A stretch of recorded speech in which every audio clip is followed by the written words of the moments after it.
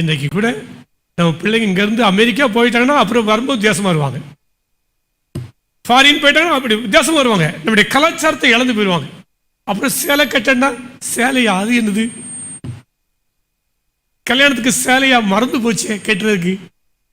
கலாச்சாரத்தை எளிதாக மறந்து விடுவார்கள். தமிழ் கலாச்சாரத்தை ஓங்கி ஓங்கி நாங்கள் பொங்கல்லாம் கொண்டாடுறாங்கன்னா வேஷ்டியை கட்டுறாங்க, சேலையை கட்டுறாங்க. ஆனால் கொஞ்ச நாள் போயிட்டாங்க போதும், அப்புறம் எனக்கு தமிழ் வாயிலே வரமாட்டுக்கு. எல்லாவற்றையும் இழந்து விடுவது சகஜமாக இருக்கிறது.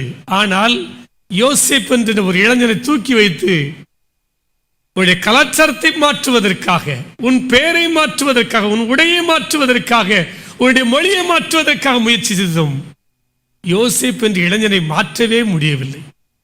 அவன்தான் எகிப்தை மாற்றினான். அத்தனை அளவுக்கு அவனுடைய கலாச்சாரத்திலையும் மொழியிலையும் மாத்திரமல்ல, அவன் ஆண்டவர் மேல் கொண்ட பக்தி உறுதியிலே அவ்வளவு ஸ்ட்ராங்கான மனிதன். அவனை மாற்றவே முடியவில்லை. அதற்கு இணையாகத்தான் யோசேப்பிலிருந்து கம்பேர் பண்ணி தானியேலையும் அனனியா, மிஷாவேல், அசரியாவை இங்கு எடுத்து காட்டுகிறார் தானியேல் புத்தகத்திலே. ஆகவே முதலாவது கல்வியையும் உணவையும் உடவையும் கொடுத்து முற்றிலுமாக திணித்து மாற்றத்தை உருவாக்குவதற்காக முயற்சிகளை மேற்கொள்ளுகிறார் இந்த நேபுகாத்நேச்சார். ஆனால் வேதம் சொல்றது அந்த உணவினால் தன்னை தீட்டுப்படுத்தக் கூடாது என்று யோசித்தான். 8ஆம் வசனத்தை வாசிப்போமா? தானியேல் ராஜாவின் போஜனத்தினாலும் அவர் பானம் பண்ணும் திராட்சை ரசத்தினாலும் தன்னை தீட்டுப்படுத்தலாகாதென்று தன் இருதயத்தில் தீர்மானம் பண்ணிக்கொண்டு, தன் இதயத்திலே தீட்டுப்படுத்தக் கூடாது என்று தீர்மானம் பண்ணினான். அப்படி என்ன சாப்பாடு யோசிப்பீங்களா? ராஜா சாப்பாடு நமக்கு நல்லா நடக்கும். இப்போ ஸ்டாலின் ஐயா, மோடி ஐயா சாப்பிட்ற சாப்பாடு உங்களுக்கு இருந்தா ஐயோ நான் சாப்பிட மாட்டேன், ஃபாஸ்டிங் இருந்தாலும் சரி கொஞ்சம் சாப்பிட்டு விடுமே, இது முதல்வருக்கு பண்ணியிருக்காங்களே, பிரைம் மினிஸ்டருக்கு பண்ணிக்கலாம், சூப்பராக தானே இருக்கும், இதை விட்டுட்டு போக முடியுமாயா அப்படின்ட்டு ஒரு அடி அடிச்சு பார்த்துருவோம்ல. அவன் சொல்றான், ராஜாவின் போஜனத்தினால் தன்னை தீட்டுப்படுத்தலாகாது என்று தீர்மானம் பண்ணினான். அப்படி என்ன சாப்பாடு கொடுத்தாங்க?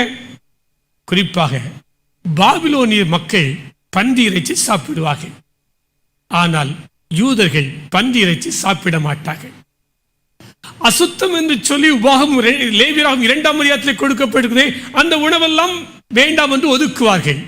ஆனால் பாபிலர்கள் ஒரு வெட்டு வெட்டிடுவாங்க. அடுத்த திராட்சரசம் என்பது எல்லாரும் சாப்பிடுவதுதான், யூதர்களும் சாப்பிடுவார்கள். ஆனால் பாபிலோனியர்கள் வெறிக்கும் அளவுக்கு வைக்கிற அந்த சரக்கை சாப்பிட மாட்டார்கள். நன்றாக புரிந்துக்கிறீங்களா? திராட்சரசம் குடிப்பார்கள் எல்லாரும் தான், யூதர்களும் குடிப்பார்கள், பாபிலோனியர்களும் குடிப்பார்கள். ஆனால் யூதர்கள் புளிக்க வைத்து வெறிக்க வைக்கிற திராட்சரசத்தை குடிக்க மாட்டார்கள். ஆனால் பாபிலோனியர்கள் ராஜா நன்றாக குடித்து வெறிப்பான்.